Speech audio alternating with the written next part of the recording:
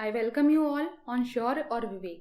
This channel is dedicated to defense examinations where you will find videos on topics related to international relation, current affairs, national security and defense. कुछ दिनों से #SaveLakshadweep Twitter पे trend कर रहा है। इसके साथ साथ लक्षद्वीप में भारी प्रोटेस्ट हो रहे हैं। आखिर क्या रीज़न है कि जब पूरी दुनिया एक महामारी से जूझ रही है, अपने अपने घरों में बंद है, तब लक्षद्वीप के लोग विरोध प्रदर्शन कर रहे हैं। यह विरोध कर रहे हैं अपने एडमिनिस्ट्रेटर के द्वारा लाए गए रेगुलेशंस के खिलाफ। लक्षद्वीप के एडमिनिस्ट्रेटर प्रफुल्ल खोड़ा पटेल ने पूर्व एडमिनिस्ट्रेटर दिनेश्वर शर्मा के गुजर जाने के बाद यह पद 5 दिसंबर 2020 को संभाला था।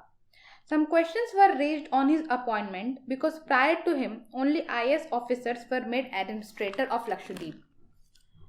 You should note that Union Territory of Lakshadweep comes directly under the administration of Union Home Ministry. यहाँ पर नियमों में बदलाव प्रस्ताव रेगुलेशंस के रूप में लाया जाता है, बिल के रूप में नहीं। अभी लक्षद्वीप में विरोध की सबसे बड़ी वजह है सरकार द्वारा लाया गया Lakshadweep Development Authority Regulation 2021.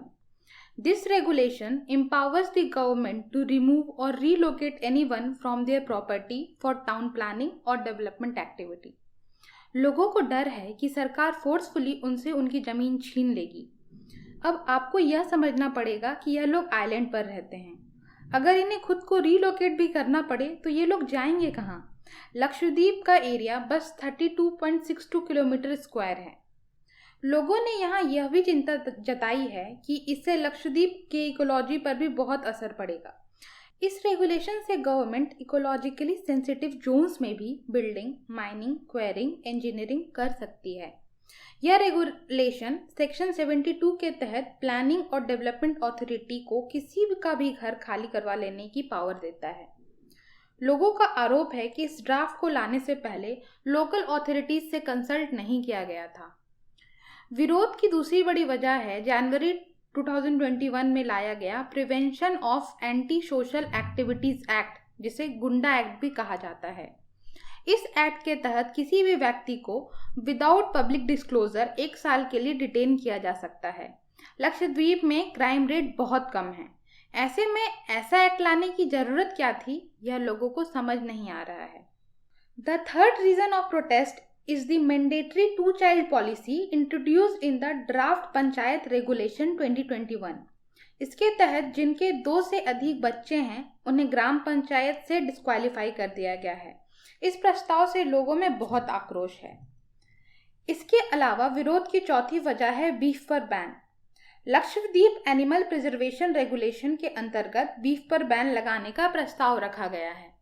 According to this regulation, no person shall directly or indirectly sell, keep, store, transport or buy beef or beef products in any form near Lakshadweep. Residents view the rule as a direct infringement on their culture and eating habits.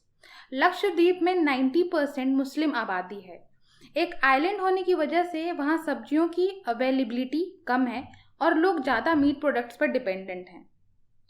Lakshadweep के लोग अपने administrator पर Covid protocols के mismanagement का भी आरोप लगा रहे हैं। Lakshadweep was safe in the first wave of Covid because of its stringent quarantine protocols and testing of inbound travellers. अब गवर्नमेंट ने ट्रैवलर्स के लिए मैंडेटरी क्वारंटीन को हटा दिया है। इस बदलाव के कारण आइलैंड ने अपने ग्रीन जोन के टैग को खो दिया। As of May 28, the Union Territory has reported over 7,300 cases of COVID and 28 deaths. Lakshadweep की आबादी मात्र 65,000 के आसपास है। ऐसे में कोविड केसेस का यह नंबर चिंता का विषय है। लक्षद्वीप के मेंबर ऑफ पार्लियामेंट्स ने प्रेसिडेंट को एक चिट्ठी लिखकर अपने एडमिनिस्ट्रेटर प्रफुल्ल पटेल को पद से हटाने की मांग की है। इस मुद्दे के बारे में आपकी राय क्या है? हमें नीचे कमेंट बॉक्स में बताएं। I hope you guys enjoyed the video. Kindly like, share and subscribe, and do follow me on Instagram, Twitter and Facebook for dedicated guidance on various defense, CAPF and other examinations.